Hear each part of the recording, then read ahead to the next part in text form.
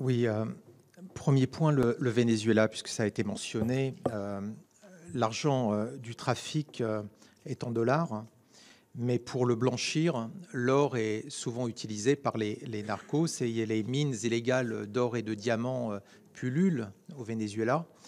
Et donc, puisque ce sont des organisations internationales criminelles, et donc c'est le moyen de blanchir, que pouvez-vous nous dire de la situation justement au Venezuela dans ce domaine, sur la façon de blanchir le trafic, et comment est-ce que la France lutte contre ce trafic d'or? Ensuite, vous n'avez pas parlé d'un pays en Amérique latine qui est le Pérou, et pourtant c'est le deuxième producteur de cocaïne après la Colombie. 70% des précurseurs chimiques qui servent à la fabrication de la cocaïne sont fabriqués en Chine, à bas coût. Ils sont livrés par conteneurs. Du 1er octobre au 30 octobre 2023, 37 tonnes de précurseurs chimiques ont été saisies en provenance de Chine. On voit au Pérou les casinos arriver de tous les côtés, tous les 300 à 500 mètres, quelque part, la plupart tenus par des Chinois qui blanchissent l'argent.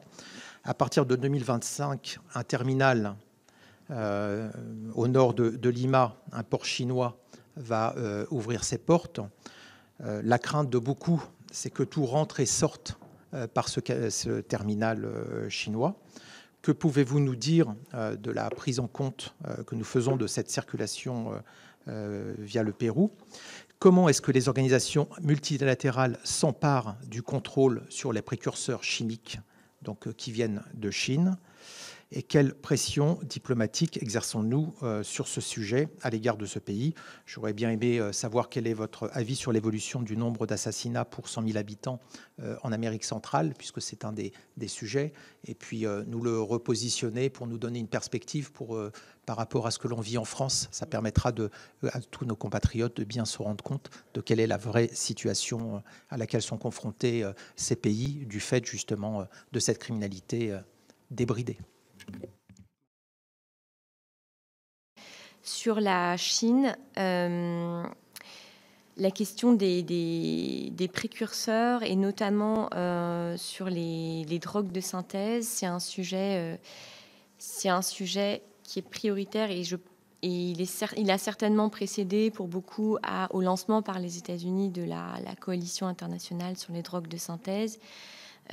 Qui visent, de leur point de vue, à commencer à exercer une pression de plus en plus grande sur la Chine par un ensemble de pays, avec des résultats probablement encore très en deçà de ce que les États-Unis auraient souhaité. La Chine ne participe pas à la coalition, mais si de plus en plus de pays commencent à évoquer le sujet des drogues de synthèse et des précurseurs avec la Chine, voilà. Enfin, en tout cas, il me semble que c'est une nécessité. Par la suite, c'est que dans les pays de la zone, il y a le sentiment également que l'approche tout répressive ne fonctionne pas, et donc de plus en plus d'accent sur la prévention. Ce qui implique aussi d'ailleurs qu'on a aussi un intérêt pour la coopération internationale, y compris avec la France et l'Union européenne. Donc pour revenir au Mexique, un des problèmes importants, disons structurels, c'est le très faible taux d'élucidation des crimes. C'est-à-dire, en gros, il est de moins de 10%, et encore en étant assez optimiste. Donc, à la fois le côté de la violence endémique, les 10 cartels les plus puissants, et donc les atrocités qui se produisent régulièrement. Donc, on a ce phénomène. L'autre point concernant le Mexique, c'est la faiblesse de la police, et donc le fait que le président actuel, qui achèvera son mandat le 2 juin, M. López Obrador a confié la gestion des ports à un certain nombre d'endroits stratégiques à l'armée, non pas au service des douanes ou autres. Donc, avec des résultats, je ne sais pas si les résultats sont très probants.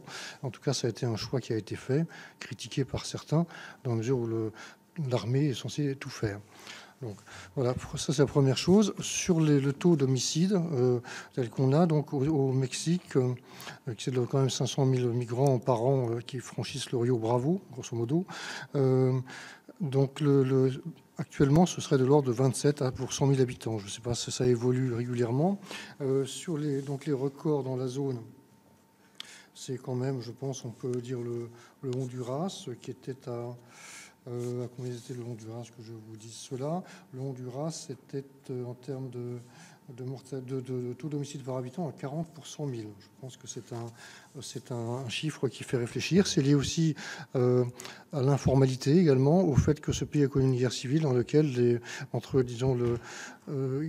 victimes ont été les minorités indigènes, qui représentent d'ailleurs un peu plus de la moitié de la population, des diverses populations mayas, donc des accusations de génocide qui n'ont jamais été élucidées et personne n'a été jugé. En tout cas, le principal responsable est mort avant son procès.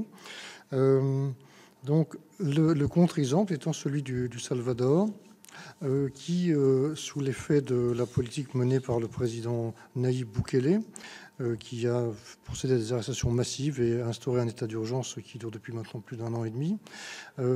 Donc, en gros, le taux d'homicide a chuté d'à peu près 56%. Donc, on retombe à des taux quand même assez enfin, comparativement à la zone, qui sont beaucoup plus faibles. On est à moins de 20 pour 100 000. Donc, on est en contraste par rapport aux deux autres pays du triangle nord, Guatemala, Honduras, sur une trajectoire qui est, disons, plus efficace et qui explique notamment le taux de popularité extrême, autant qu'on puisse s'y fier, du président qui va se représenter. Donc qui est en gros crédité de plus de 80% des sondages, qui a déjà la majorité des 2 tiers au Parlement et qui peut faire à peu près ce qu'il veut. Mais encore une fois, c'est la réponse des populations à une amélioration de la sécurité dans les rues et donc de la sécurité de tous et de chacun. Voilà, donc c'est un peu ce que je voulais vous dire. Je ne sais pas si j'ai répondu à toutes les questions. Sur le Suriname, je ne voudrais pas faire preuve de ne pas paraître discourtois en ne répondant pas à la question du sénateur Cadic. J'ai peu de choses à dire, à vrai dire, car vous avez dit l'essentiel. Hélas, avec le Venezuela, comme vous le savez, notre coopération est quand même extrêmement limitée. Alors, s'agissant maintenant de démanteler des filières entières d'orpaillage et de blanchiment, vous imaginez qu'on est très loin de pouvoir aboutir à ce résultat, d'autant plus que il y a sans doute des factions armées qui sont évidemment inclus là-dedans. Donc c'est extrêmement difficile, déjà même pour les Vénézuéliens qui sont honnêtes, et il y en a, d'arriver à démanteler leur propre réseau. Alors avec nous, ce serait extrêmement compliqué. Sur les précurseurs chimiques et le Pérou, évidemment, je partage totalement votre analyse. Comme je l'ai dit, nous avons placé un expert technique international à la DEVIDA, mais la DEVIDA, c'est un organisme plutôt interministériel au Pérou.